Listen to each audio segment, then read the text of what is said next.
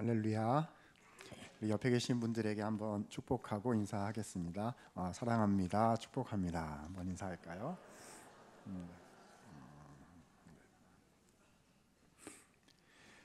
네, 저는 이번 우리 대천교회에서 초대해 주셔서 성경에 나오는 지혜가 우리에게 주신 기독교적인 세계관이다라는 말씀을 두 주째 그리고 오늘 세 주째 드리고 있습니다. 오후 시간에 진행이 되고요. 그래서 두 번 주 동안에는 구약 성경에 나오는 지혜서 잠언과 전도서의 말씀을 드렸고, 오늘 오후에는 마지막으로 욥기 말씀을 드리게 됩니다. 그래서 하나님의 지혜란 무엇인가, 그리고 그 하나님의 지혜의 핵심은 여호와를 경외하는 데 있다, 하나님을 두려워하는 데 있다, 이런 말씀들을 드리는 중에 있습니다. 그런 과정 속에서 오늘은 오전 시간에 이 모든 것이 가리키고 있고 이 모든 것이 수렴이 되는 그런 예수님은 어떤 분이시고, 또 예수님은 우리를 위해서 어떤 일을 하셨고, 또 우리가 그 예수님을 어떻게 믿을 수 있는지, 진짜 참 지혜이신 예수님에 대해서 말씀을 드리고자 하여 요한복음 12장 말씀을 준비하게 되었습니다. 사실 오늘 본문의 말씀 향유옥합 사건이고요. 우리 성도님들께서 잘 아시는 스토리가 되겠습니다. 어떤 내용이죠? 마리아라는 한 명의 여인이 예수님께 향유를 부어드렸다, 참 고귀한 헌신을 했다라는 그런 말씀입니다. 아마 신앙생활을 조금이라도 해보신 성도님들이라면 한 번쯤은 예수께 향유를 드린 이 마리아의 헌신 이야기에 깊이 감화를 받으셔서, 주님, 저도 마리아처럼 예수님께 귀한 헌신 하고 싶습니다, 결단해 보신 적이 있으시리라 생각이 됩니다. 맞습니다. 오늘 말씀은 마리아처럼 예수님께 헌신하십시다, 그런 말씀이 되겠습니다.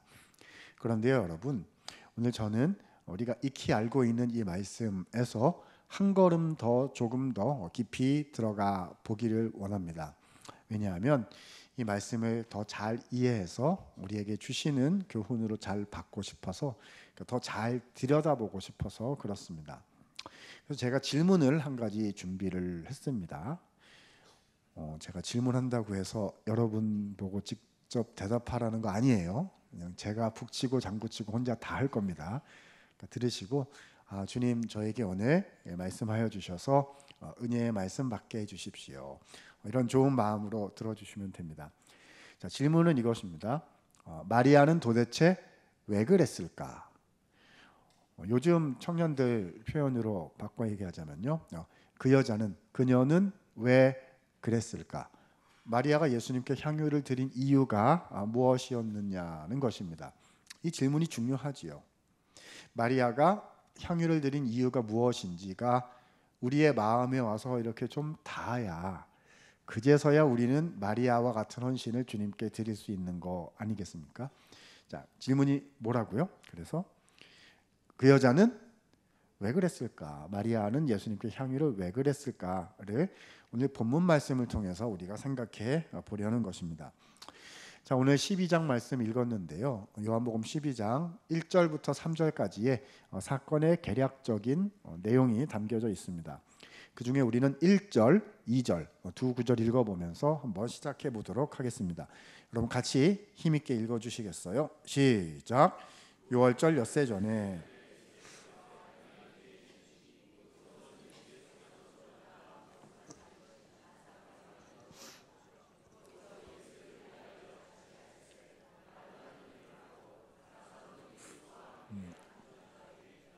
아멘. 자, 배경은 6월절 엿새 전이었습니다. 무슨 얘기냐면, 이제 6월절이 되면 예수님께서 십자가에서 우리를 위하여 대속의 죽음을 죽으시는 고난 사건이 발생한다. 그러니까 십자가 사건 직전이었다라는 말씀입니다. 그런데 그때 예수님께서 베다니라는 마을에 초대를 받아 방문하시게 됐습니다. 이 베다니에 누가 살고 있었냐면 3남매 가족이 살고 있었어요. 이때 3남매는 오늘 본문의 주인공인 누구죠? 마리아하고 누이였던 마르다 하고요, 오라비였던 나사로, 이렇게 삼남매 가족이 살고 있었다는 거죠. 자, 이 나사로가 누구냐 하면 바로 앞장인 요한복음 11장에 나오는 그 나사로입니다. 자, 11장 한 가지 사건이 나오는데요. 제목을 붙이면 이렇게 될 겁니다. 나사로 부활 사건이라고 부를 수 있겠죠. 자, 죽었다가 나사로가 다시 살아났다는 거예요. 자, 죽은 지 며칠 만에요?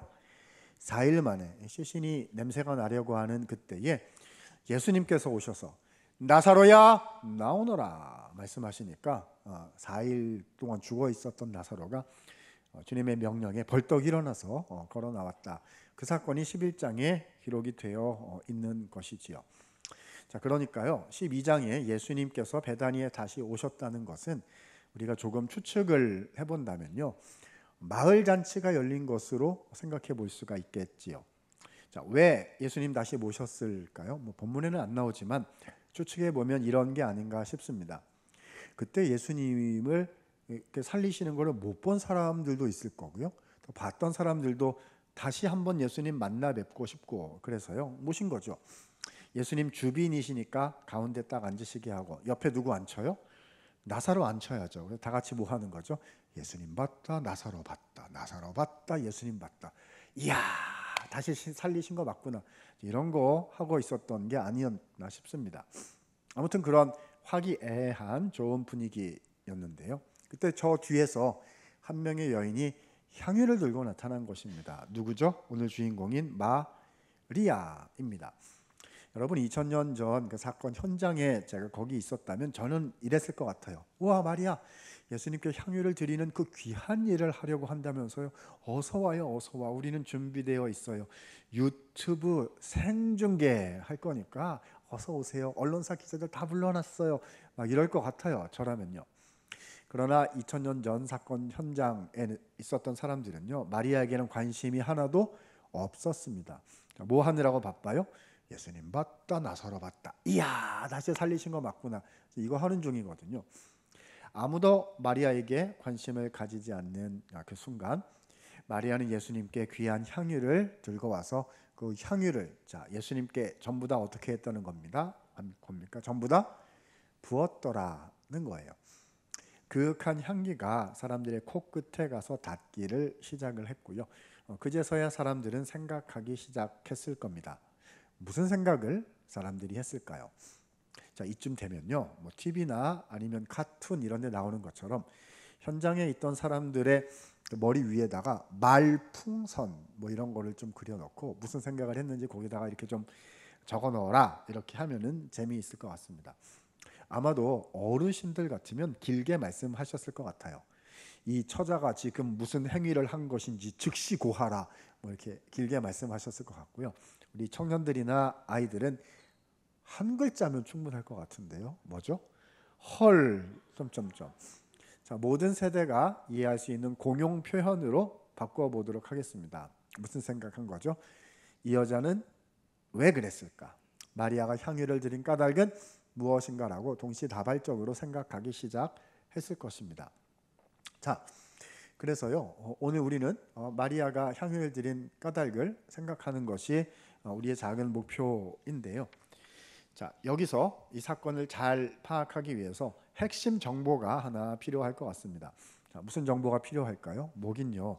예수님께 드린 향유가 도대체 얼마짜리냐, 이게 중요한 거 아니겠습니까? 10,000원짜리 드렸다. 잘했어요. 이럴 거고요. 100만 원 드렸다. 참 귀한 일이네요. 이렇게 될 거고요. 1,000만 원 드렸다 그러면 무슨 일 있었어요? 이렇게 될 거 아니겠습니까? 자, 본문을 읽어 내려가다 보면 이 향유를 시장에 내다 팔게 되었을 경우 약 300데나리온을 얻을 수 있을 것이다 라는 그런 본문 말씀이 나옵니다.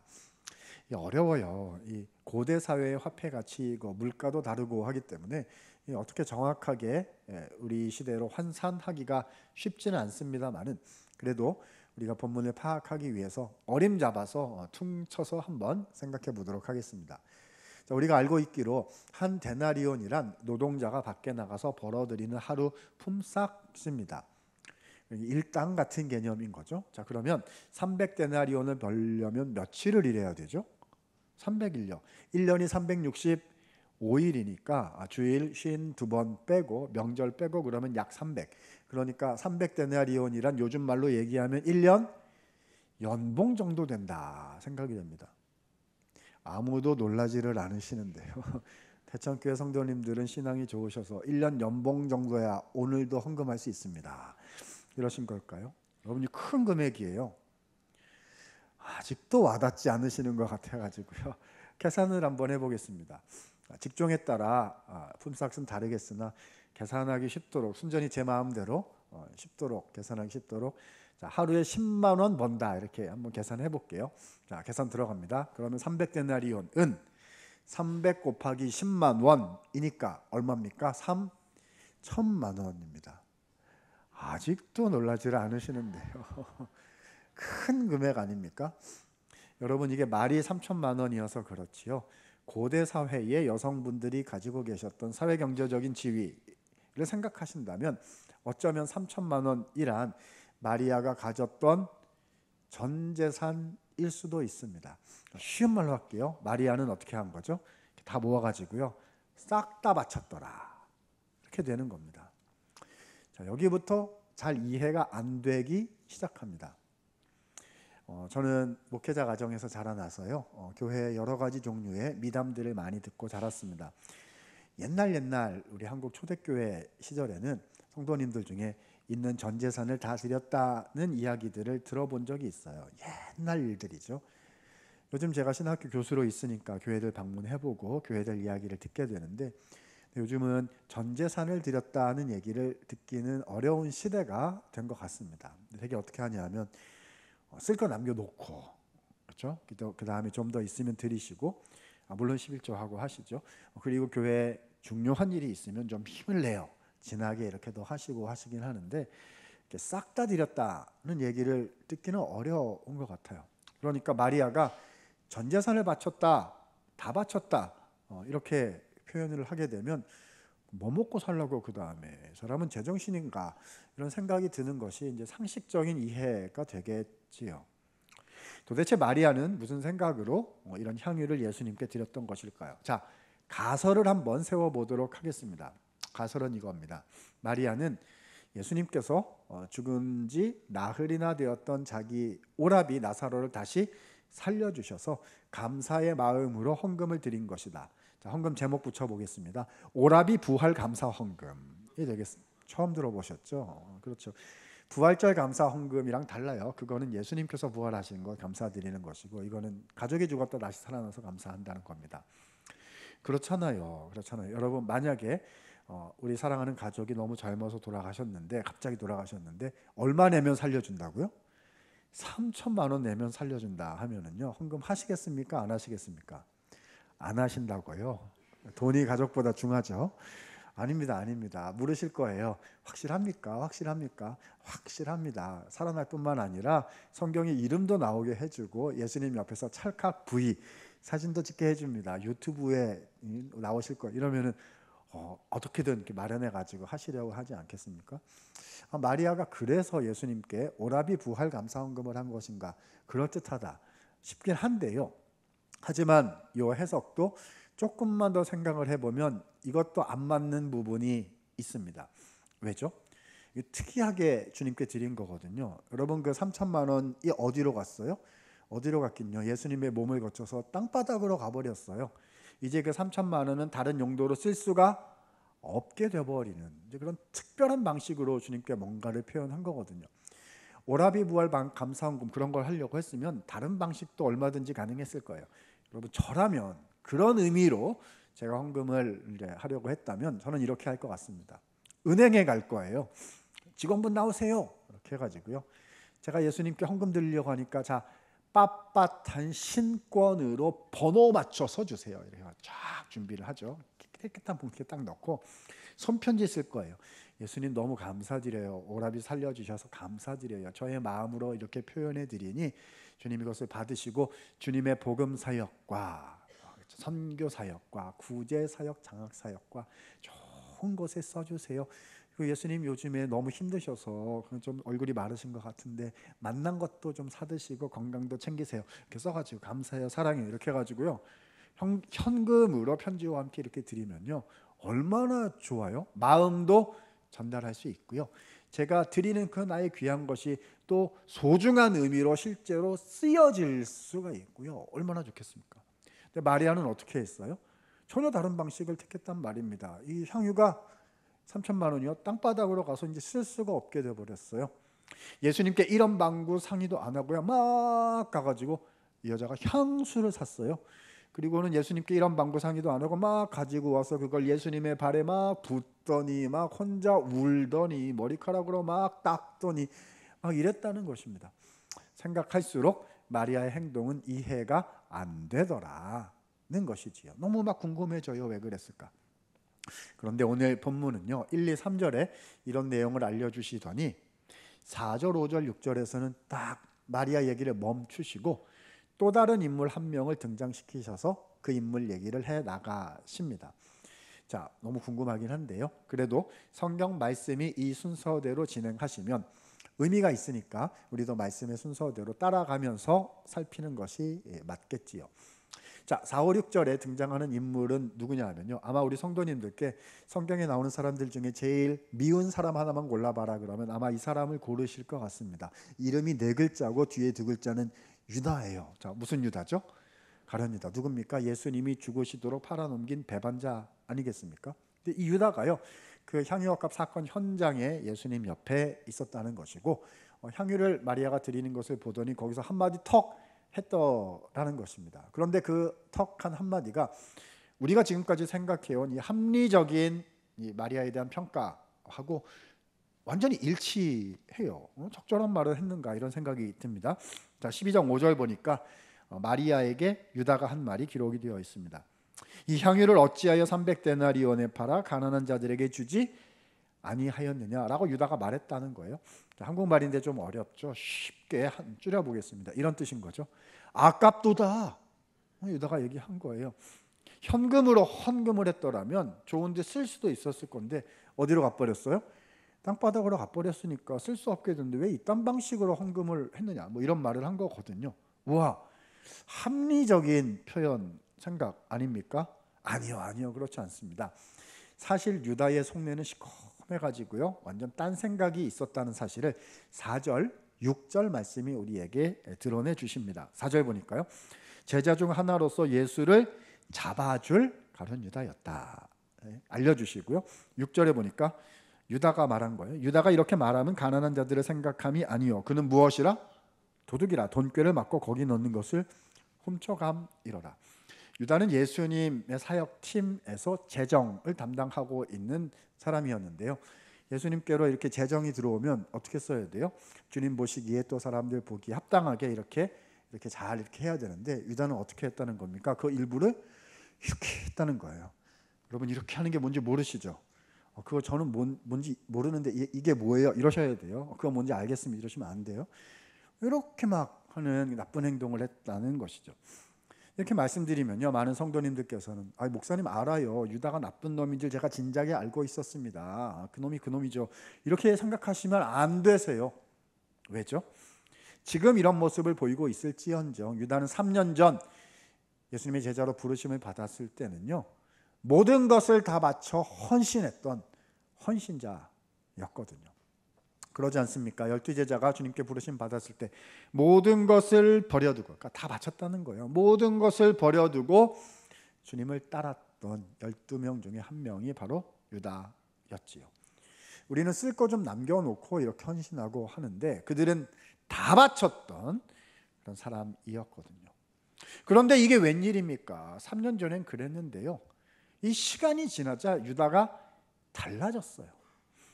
유다의, 예수님을 향한 유다의 마음이 없어졌단 말입니다. 여러분, 요즘 교회식으로 표현하면 이렇게 되는 거죠. 교회 구조 안에 들어와 있어요. 예배 시간에 지금 여기와 계세요. 몸은 주님 옆에 딱 붙어 있단 말입니다. 그런데요, 마음이 달라졌어요. 마음이 없어진 거죠. 똑같은 질문이 다시 떠오르게 됩니다. 뭘까요? 그는 왜 그랬을까? 아까는 마리아는 왜 그랬을까였는데 이번에는 유다는 어쩌다 이렇게 되었을까? 그러면 똑같은 질문이 생겨나게 되는 것이지요. 그렇습니다, 여러분. 오늘 본문 말씀은요, 이 두 가지 그림을 보이셔서 대조시키시면서 우리에게 질문하고 계시는 거지요. 1절부터 3절에서는요, 이해할 수 없을 만큼의 놀라운 헌신을 주님께 드린 마리아의 그림을 보여주시고, 4, 5, 6절에서는 이해할 수 없을 만큼 넘어져 버린 유다의 그림을 이렇게 보여주시고서는 비교하시면서 우리에게 물으시는 것입니다. 나의 모습은 지금 마리아와 같습니까? 아니면 혹시 유다와 같지는 않습니까? 라고 말씀하고 계시는 것입니다. 자, 답을 찾아야지요. 어떻게 하면 마리아처럼 될 수 있을까요? 마리아의 마음은 도대체 무엇이었을까요? 답을 찾아야 됩니다. 여러분, 답은 어디에 있을까요? 답은 항상 말씀에, 성경 말씀에 기록이 되어 있습니다. 자, 12장 7절 8절 말씀에서 예수님께서 답을 알려주셨습니다. 같이 한번 읽어볼까요? 7절 8절입니다. 시작. 예수께서 이르시되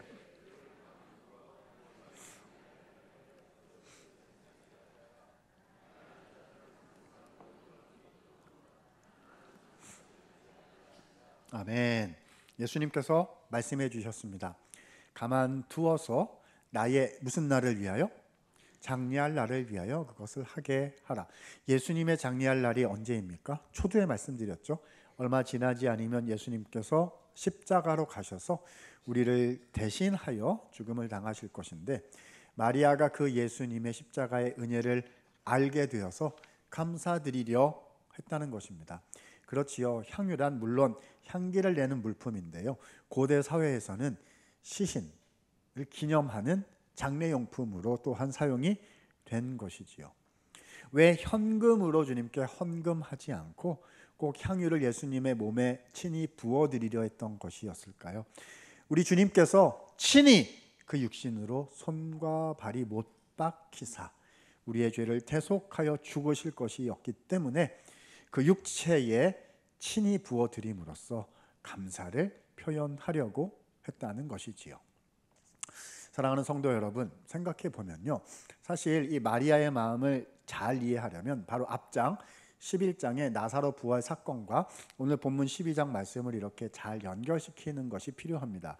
그런데 11장 말씀은 내용이 굉장히 많고요, 그 안에서 설교 말씀, 적용할 말씀들이 아주 다양하게 나올 수 있기 때문에 저는 한 포인트만 잡아서 간단하게 12장과 연결시켜 보도록 하겠습니다. 11장의 대략은 이렇습니다. 자, 3남매가 살고 있었는데 오라비인 나사로가 죽을 병이 걸렸어요. 그래서 예수님께 소식을 전했지요. 예수님, 오빠가 아파요 했어요. 무슨 뜻이지요? 주님 오셔서 고쳐주세요. 사실 주님은 권세가 있으시니까 바쁘시면 안 오시고 말씀만 하셔도 나을 거 아니겠습니까? 근데 그것조차 하시지 않으셨어요. 그러니까 모른 척 하신 거지요. 그러니까 오빠가 죽은 다음에 이 마리아와 마르다는요, 예수님에 대한 서운한 마음, 오해하는 마음이 마음에 있었을 거예요.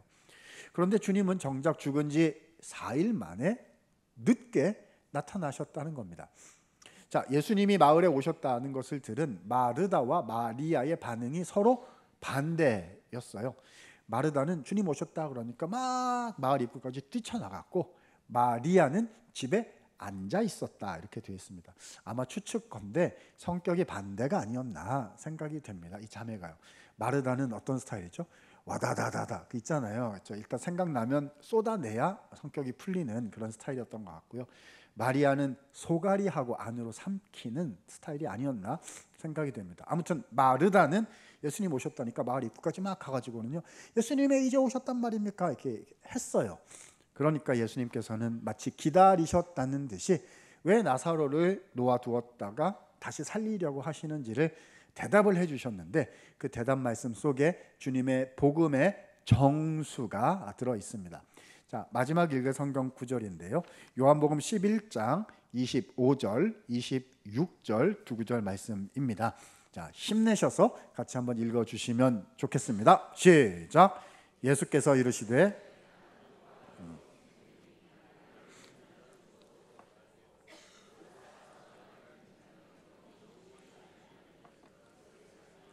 아멘. 자, 요한복음에는요, 예수님께서 자신이 누구이신지 설명해 주시는 나는 무엇이다라는 표현이 많이 등장합니다. 그 중에 하나인데요. 여기서 예수님께서 자기 자신을 두 가지로 설명해 주셨습니다. 자, 첫 번째 뭘까요? 나는 무엇이다? 부활이다 하셨어요. 그 뜻이 뒤에 나오죠. 나를 믿는 자는 죽어도 살겠고. 그러니까 지금 누구 다시 살리신다는 겁니까? 죽었던 나사로를 다시 살리시고, 나사로뿐만 아니라 예수님의 이름을 믿는 자들은 육체가 죽은 후에 다시 부활한다, 살리시겠다, 이런 말씀 주신 거죠. 근데 한 가지가 더 있습니다. 무엇입니까? 나는 무엇이다? 생명이다 하셨어요. 그 의미가 26절에 나오죠. 살아서 나를 믿는 자는 영원히 죽지 아니하리니 이것을 내가 믿느냐 하셨어요. 예수님의 이름을 믿는 자들에게는 무엇을 주신다고요? 영원한 생명, 영생을 주신다는 것을 말씀해 주신 거지요. 그러니까 나사로가 죽도록 두셨다가 다시 살리심을 통해서 예수님은 그 이름을 믿는 자들에게 예수께서 부활이요 생명이 되어주신다는 사실을 보이시고자 일을 이렇게 진행하셨다는 것입니다. 그리고 며칠 지나지 않아 우리를 위하여 십자가에 죽으시고 친히 부활하셔서 우리에게 영생이 되어 주심으로 이 부활과 영생의 복음의 비밀한 능력을 우리에게 주시겠다, 그것을 위해서 십자가로 가신다라고 주님은 지금 복음을 선포하신 것이었습니다. 그런데 이 말씀을 누가 들었다고요? 마르다가 들었고 마리아는 집에 있어서 못 들었다는 거예요. 근데 그 뒤를 읽어보면 예수님께서 마리아를 챙기신 것 같습니다. 마르다가 집으로 가가지고요 마리아에게 말했어요. 주께서 너를 찾으신다. 그래서 마리아가 예수님께 오게 되었습니다. 거기서 예수님께서 마리아에게 부활 생명 이렇게 한 번 더 얘기해 주셨으면 참 좋았을 텐데 이 스토리는 그렇게 진행이 안 되었고요. 왜냐하면 마리아가 와서요, 그렇잖아요, 이렇게 또 소갈이 하는 스타일의 그런 분들은요 또 얘기하기 시작하면 눈물이 그렇게 쏟아져. 그래가지고 예수님 왜 이제 오셨단 말입니까 하면서 이 마리아가 그냥 눈물이 왈칵 쏟아지니까요 주님께서 보시고 가자 이렇게 하셔서 무덤 앞으로 가셔서 나사로야 나오너라 말씀하셔서 나사로가 저벅저벅 걸어 나왔고 사건은 금 마무리되었고 예수님은 마을을 떠나셨다, 종결이 되었습니다. 그러니까요 마리아는 부활 생명 메시지를 들은 거예요, 못 들은 거예요? 못 들은 채로 얘기가 끝났다는 것입니다. 여러분 생각해 보지요. 언니였던 마르다가 예수님 떠나신 후에요 마르다가 마리아에게 이 부활 생명 메시지를 얘기해 줬을까요? 얘기 안 해줬을까요? 저는 얘기해 줬을 것이 틀림없다고 생각합니다. 왜냐하면 마리아가 예수님의 마음을 모르고 있었잖아요. 그러니까 얘기를 해줬을 거란 말입니다. 무슨 말이냐면요, 마리아는 예수님의 은혜의 그 사랑을 뒤늦게 알게 되었다는 거지요. 주님은 이렇게 나 같은 사람 하나 건지시자고 십자가로 가시는구나. 내가 그 사랑과 은혜를 모르고 주님을 오해했었구나. 이제 주님 알겠습니다. 십자가의 은혜를, 그 은혜가 마리아의 마음에 풍성하게 가득 부어졌을 것이 틀림없을 거예요. 자, 그러면 어떻게 돼야 되죠? 주님 마음 오해해가지고 막 울고 막 그랬었는지 알게 됐으니까요 알았다고 주님께 표현을 해야 될 거 아니겠습니까? 근데 주님은 떠나고 안 계세요. 이거 어떡합니까? 그런데 이게 웬일이에요? 얼마 지나지 않아 가지고요 예수님이 초대받아서 베다니 마을에 다시 방문을 하신 거예요. 그러면 가서 말씀을 드려야죠. 근데 말씀을 드릴 수가 없어요. 왜냐하면 가면 이 마리아의 스타일상 또 눈물이 왈칵 또 막 이럴 거 아닙니까? 이렇게 표현을 못 할 거예요. 그래서 그래도 표현을 하기로 한 거죠. 예수님이 보시면 딱 아시는 방식으로 하기로 한 거예요. 그래서 가서 주님의 죽으심을 기념할, 십자가를 기념할 수 있는 향유를 사서 예수님께 부어 드려서 자기의 마음을 표현한 거지요. 주님, 저 이제 알았어요.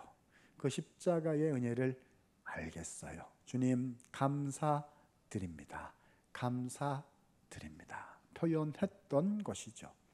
단언컨대 마리아가 예수님께 향유를 드린 까닭은 예수 그리스도의 십자가의 그 사랑의 은혜가 그녀의 마음을 가득 채웠기 때문이었습니다.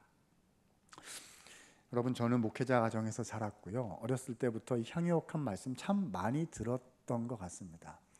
그런데 제가 이 말씀을 깊이 있게 이해는 못했던 것 같아요. 이 부족해서 그런데요. 저는 이 말씀이 이런 건 줄 알았어요. 이게 꼭 틀린 건 아니지만, 그렇죠? 이게 온전하진 않아가지고 저는 이렇게 이해했습니다. 향유옥합 이야기 그러면 이건 줄 알았어요. 바칩시다. 바쳐라 바쳐라 바쳐라 이건 줄 알았어요. 마리아처럼 헌신하십시오. 시간으로 헌신하십시오. 재정으로 헌신하시고 봉사로 헌신하십시오. 마리아는 이렇게 전 재산을 드렸는데 당신은 지금까지 얼마를 했습니까? 뭐 이런 건 줄 알았어요. 헌신합시다. 맞아요. 헌신합시다라는 거 맞거든요. 그런데 그게 무슨 말인지 알려면 좀 더 말씀을 깊이 들여다봐야 되겠더라고요. 질문 한 가지 드려볼게 답변해 보세요. 여러분 오늘 이렇게 먼저 표현해 보겠습니다. 여러분 이 사건에다가 제가 제목을 하나 붙여볼게요. 요약해서 한 줄로 붙여볼게요. 한번 들어보셔요. 향유옥합을 깨뜨리신 예수님. 다시요. 향유옥합을 깨뜨리신 누구요? 예수님. 목사님 교수님이 성경을 그렇게 몰라서 어디다가 쓰겠어요. 향유옥합을 마리아가 깨뜨렸는데 왜 예수님이 깨뜨렸다고 그러세요? 라고 대답을 하신다면요, 오늘 얘기를 하나도 이해를 못하신 겁니다. 여러분 오늘 본문에서 가장 큰 희생을 하신 분이 누구지요? 마리아요? 3천만 원 헌금했다고요? 아닙니다. 가장 큰 희생을 하신 분은 예수님 아니실까요? 예수님은 창조주이시거든요. 그런데 나 하나 건지시려고 피조물이 되어 이 땅에 오셨어요. 창조주와 피조물은 교집합이 없어요. 그분은 심판하실 재판장이신데요, 나를 대신하여 피고의 자리에, 죄인의 자리에 서셔서 죽임을 당하셨습니다. 큰 희생이잖아요. 여러분 오늘 본문에서 깨어진 진짜 옥합이 무엇일까요? 나를 위해 깨뜨려지셨던 못 박히신 주님의 육신이야말로 깨어진 하늘의 참 옥합이 아니겠습니까? 무엇이 오늘 본문에서 흘려진 진짜 향유일까요? 나를 위해 흘려주신 예수님의 존귀하신 보혈이야말로 흘려진 하늘의 참 향유가 아니겠습니까? 그래서요 여러분, 저는 예수님께 향유를 드린 마리아의 마음을 이렇게 표현할 수 있다고 생각해요. 한번 들어보세요. 마리아의 마음이 이런 거지요. 마리아는요, 그러니까 바친 게 아니었습니다. 어떻게 바쳐요? 좀 남겨놓고 바쳐야지. 뭐 먹고 살라고 싹 다 바칩니까? 그러니까 이게 바친 게 아니었다는 거예요. 어떤 거지요? 반대예요. 마리아는요, 받았던 것이었습니다. 이해할 수 없을 만큼 놀라우신 그 하늘의 은혜를 받았던 거예요. 그래서 감사합니다 라고 말씀드렸던 거지요. 우리가 교회 생활, 신앙 생활 하면서 주님께 많이 헌신하고 희생하시지 않습니까? 그래서 지금까지 내 평생 주님께 헌신하고 희생을 이렇게 다 모아요. 꽤 많으실 거예요. 이렇게 다 모아, 진짜 많다 이렇게 돼가지고 다 모으는데, 막상 나를 위해 사랑의 희생을 하신 예수님을 바라보니 그 사랑에는 내가 드린 게 비할 길 없어, 비길 수 없어. 주님, 저는 받은 인생입니다. 드린 인생이 아니라 받은 인생입니다. 이것이 성경이 말씀하는 신앙 생활이라는 것이지요. 사랑하는 여러분, 이렇게 말씀드리면요, 설교 끝나고 내려가면 왠지 성도 한 분이 저를 찾아오실 것만 같아요. 목사님 일리 좀 와봐요. 그래가지고 제 뒷덜미를 붙잡고 방으로 끌고 들어가셔가지고 물어보실 것 같아요. 말은 잘하더만 한번 물어봅시다. 그게 당신은 실제로 되시오? 헌신해놓고 감사합니다라고 말하는 게 그게 되시오? 이렇게 말씀하실 것 같아요. 잘 안 되지요.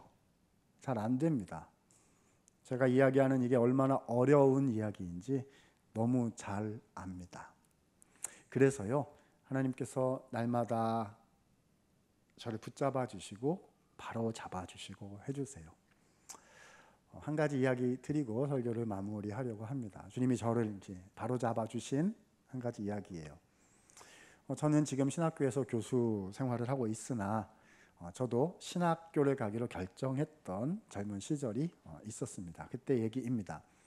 저는 목회자 가정에서 자라나서요, 여유가 있지는 않았던 것 같고, 물론 신앙생활로 좋았습니다마는 형편이 좋지는 않았던 것 같고요.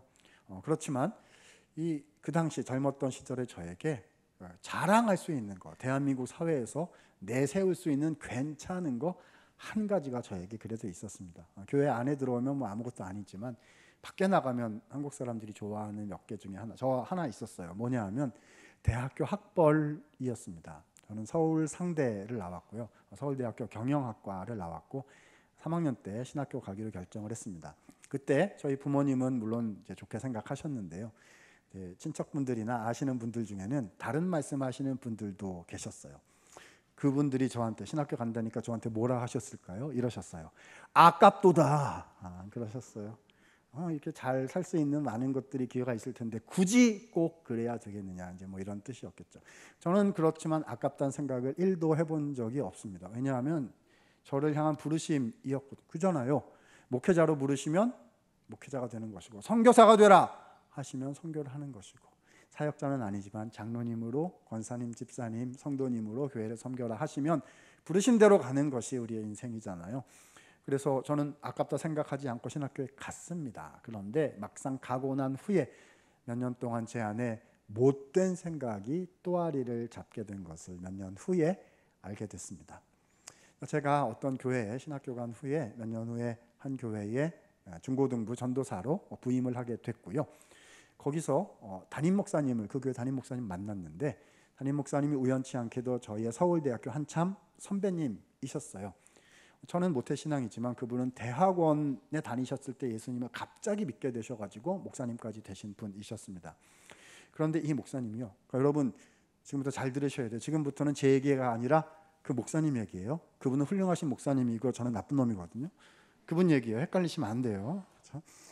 그 목사님께서 그때 어디를 가셨다가 예전에 안 믿던 시절의 친구들, 그러니까 그때도 안 믿고 있었겠죠. 그분 친구들을 이렇게 만나셔가지고 우연치 않게 말씀 나누는 얘기를, 교회에 오셔서 예배 시간에, 설교 시간에 지나가듯이 말씀하셨는데 제가 요 앞에 앉아 있다가 도전을 크게 받게 된 그런 얘기입니다. 자, 아무튼 그 목사님께서 안 믿던 시절 친구들을 만나셨는데 그 친구들이 이 목사님한테 이렇게 얘기를 했다는 거예요. 야, 아무개야, 너 아직도 교회에서 썩고 있냐? 이랬다는 겁니다. 그잖아요. 안 믿는 분들이 교회 목사님 보면 교회에서 기도하시고 말씀 보시고 교회를 보시고 밖에는 안 나오고 막 이러니까 썩고 있냐? 이랬다는 거예요. 이 목사님께서 그 친구들에게 이렇게 답변하셨답니다. 얘들아, 나 썩고 있는 거 아니야. 그리고 내가 예수님 위해서 썩을 수 있다면 그것은 내게 영광이지. 그건 나한테 영광이지. 그렇게 말씀하시는데 제가 요 앞에 있다가 이렇게 뒤통수를 이렇게 한 대 맞는 것 같았어요. 자, 여러분 지금부터는 제 얘기예요. 그 목사님 훌륭하시고 저는 나쁜 놈입니다. 그 얘기를 듣는데 알겠더라고요. 저도 모르게 제 속에 나쁜 생각이 자리를 잡았더라고요. 이제 저예요. 제가 이렇게 생각하고 있다는 거예요. 이래봬도 나는 괜찮은 거를 바친 사람이다. 이래봬도 나는 괜찮은 거를 바친 인생이다 라고 제가 생각하고 있더라고요. 근데 주님께서 이놈아, 그거 아니다. 너는 받은 인생이다 알려주셨어요. 생각해 보니까 그렇더라고요. 그 무엇과도 비할 수 없는 예수님의 그 복음을, 그 생명을 제가 받았고요. 주님께서 피값 주고 사신 주님의 교회에 존귀하신 우리 성도님들을 목양하고 섬길 수 있는 특권을 이렇게 받았더라고요. 받은 인생이더라고요. 그래서 나는 바친 인생이 아니라 받은 인생이다 라고 생각하기로 했습니다. 그 다음에 잘 됐을까요? 잘 안 돼요. 왜냐하면 여러분 교회 생활에서 아시잖아요. 교회 생활에서는요, 열심히 봉사하고 희생하려는 사람한테 자꾸 뭐 더 하라고 그래요. 그래서 나는 100만 23개 했고요. 저기 23개밖에 안 한 수많은 사람들이 왔다 갔다 하고 있는데 자꾸 나한테 더 하래요. 그렇죠? 은혜도 받았으니 내가 한 번 더 기도하고, 내가 한 번 더 참고, 내가 한 번 더 아픈 마음으로 버티고, 내가 한 번 더 시간을 내고, 그래가지고 100만 40, 100만 50 막 이렇게 되는 거예요. 그러니까 저한테 어떤 생각이 막 드냐면, 나는 자꾸 내가 여기서 제일 많이 바친 인생이다. 내가 여기서 제일 많이 나는 바친 인생이다. 막 이렇게. 그때마다 주님께서 이놈아, 그거 아니야. 너는 받은 인생이다. 주님의 십자가를 보니 내가 한 것의 총합과 비교했을 때 내가 한 것은 주님의 은혜에 비할 길 없어. 받은 인생이다라고 생각하고 살아가도록 인도해주고 계십니다. 여러분은 어떠세요? 이번 3주 동안 4번에 걸쳐서 지혜에 대해서 얘기하고 있는데요. 여러분 무엇이 지혜입니까? 그냥 빨리빨리 계산해가지고 삭삭삭삭 이렇게 해가지고 이렇게 하는 게 그게 지혜인가요? 그런 지혜는 교회 밖에 나가면 얼마든지 많이 있습니다. 성경은 뭐라고 말씀하시냐? 예수님의 십자가가 지혜다 라고 말씀하셨어요. 예수님의 마음을 알고 그 사랑에 합당하게 살아가는 것이 생명의 지혜이고 영원함의 지혜이고 우리를 살리고 교회를 살리고 나의 인생에 영원한 가치를 부여하는 지혜다라고 하셨어요. 여러분 마리아처럼 주님께 헌신하실 수 있기를 바라요. 어떻게 해야 되죠? 내 향유 가지고 모아서 이렇게 드리려 하면은요 잘 안 돼요. 왜냐하면 얼마 지나지 않아 다 떨어지고 억지로 막 하다 보면 와 나는 100만 50번 바쳤다 이렇게 될 거거든요. 그럼 안 되세요. 어떻게 해야 되죠? 향유는요 하늘에서 받아서 드리고 나누는 것입니다. 딱 하나예요. 주님께서 나를 사랑하셨습니다. 주님께서 나를 사랑하셨습니다. 이 은혜로 판단하고 생각하고 헌신하고 주님을 따라갈 때 오히려 우리로 인해서 주님께서 영광 받으시고 나로 인해 주님의 나라가 이루어지는 귀한 일이 일어나게 될 것입니다. 아무쪼록 이 은혜가 우리 성도 여러분과 함께 하시기를 주님의 이름으로 부탁을 드립니다.